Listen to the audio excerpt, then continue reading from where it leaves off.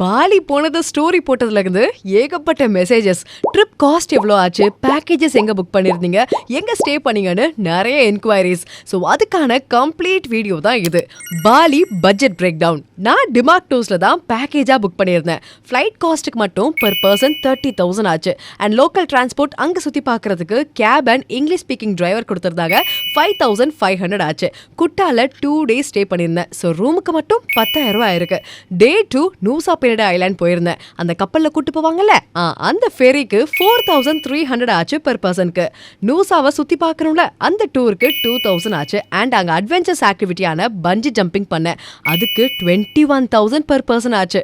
And next 2 days உபூட்ல stay பண்ணியிருந்தேன். உபூட்ல room cost மட்டும் 11,000 ஆச்சு. பாலிக்கு போயிட்டு பாலி ஸ்விங் பண்ணலனா எப்படி?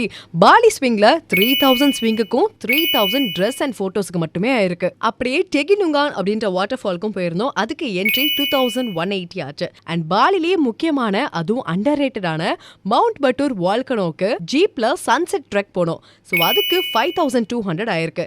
டே 4 நல்ல அட்வென்ச்சர்ஸான ஆக்டிவிட்டீஸ்லாம் பண்ணோம். ஏடிவி ரைடுக்கு 5,800, அப்படியே ரிவர் ராஃப்டிங்க்கு 5,200 பெர் பர்சன் ஆச்சு. ஃபுட்டுக்கு 5 நாளைக்கு 8,500 ஆச்சு. ஃபிளைட்டோட சேர்த்து பெர் பர்சனுக்கு 1,16,680 ஆச்சு. நாங்க எங்களுக்கு ஏத்த மாதிரி கொஞ்சம் லக்ஸரிஸா அட்வென்ச்சர்ஸா பிளான் பண்ணோம்.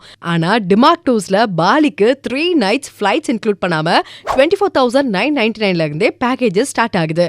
நீங்க என்னை மாதிரி உங்களுக்கு ஏத்த மாதிரி கஸ்டமைஸும் பண்ணிக்கலாம். To make more memories, contact Demark tours.